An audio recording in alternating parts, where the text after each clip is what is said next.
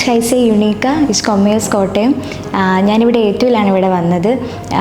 A1 വരെ പഠിച്ചതിന് ശേഷം എനിക്ക് നല്ലൊരു ബ്രേക്ക് ഇവിടെ വന്നായിരുന്നു. അതിനുശേഷമാണ് ഞാൻ IRSനെ പറ്റി കേട്ടപ്പോൾ തന്നെ എനിക്ക് ഭയങ്കര സന്തോഷം തോന്നി. കാരണം വളരെ അടുത്തായിരുന്നു ഇത്. കാരണം സ്റ്റാൻഡിൻ്റെ അടുത്തായിരുന്നു, കോട്ടയം നാഗമ്പട സ്റ്റാൻഡിൻ്റെ തൊട്ട് ഓപ്പോസിറ്റ് തന്നെ ഒരു റിലയൻസ് ടോപ്പ് 4 തന്നെ കാണുന്ന. IRSനെ പറ്റി കേട്ടപ്പോൾ തന്നെ എനിക്കിവിടെ വരാൻ തോന്നി. കാരണം ഞാൻ നേരത്തെ പഠിച്ച നല്ലൊരു ദൂരമുള്ള സ്ഥലമായിരുന്നു. എന്തെങ്കിലുമൊക്കെ പഠിച്ചു പോയിട്ട് കാര്യമില്ല, നമ്മളൊരു എക്സാമ്പിൾ വെച്ചിട്ട് പോയാലുള്ള ജർമ്മൻ നമുക്ക് എളുപ്പമാകത്തുള്ളൂ. ആ ഒരു ഫീൽ IRS എനിക്ക് നന്നായിട്ട് കിട്ടിയിട്ടുണ്ട്.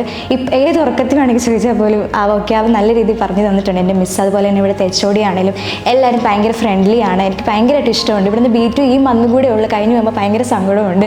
അടുത്ത എക്സാം പ്രിപ്പറേഷൻ ബാച്ചിൽ കയറാൻ ഞാൻ ഏറ്റവും കൂടുതൽ ആഗ്രഹിക്കുന്നു.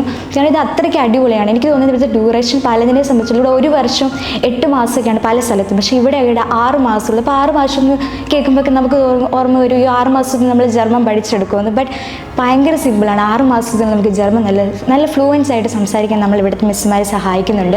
അതുമാത്രമല്ല B2 ഗോയത്ത് എക്സാമിനെ സംബന്ധിച്ചിടത്തോളം 4 മൊഡ്യൂൾ സ്പെഹനാണ് ഏറ്റവും കൂടുതൽ പാടെന്നാണ് എൻ്റെ അഭിപ്രായത്തിൽ എനിക്ക് തോന്നുന്നത്.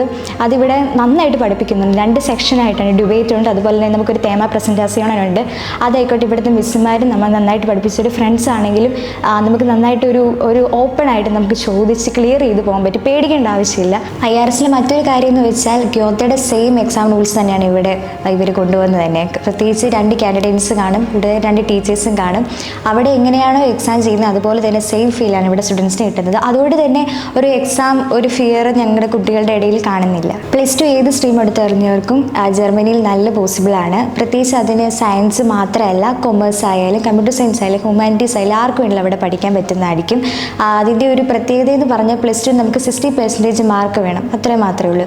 എൻ്റെ ഒരു കാര്യം എന്ന് പറഞ്ഞാൽ ഞാൻ +2 കൊമേഴ്സാണ് പഠിച്ചത്. ഇവിടെ ഞാനിവിടെ B2 ചെയ്തുകൊണ്ടിരിക്കുന്നത്. എൻ്റെ ഒരു ആഗ്രഹം എന്ന് പറഞ്ഞാൽ ജർമ്മനിയിൽ ഹൗസ് ബിൽഡിംഗ് നഴ്സിംഗ് ചെയ്യണമെന്ന് തന്നെയാണ്.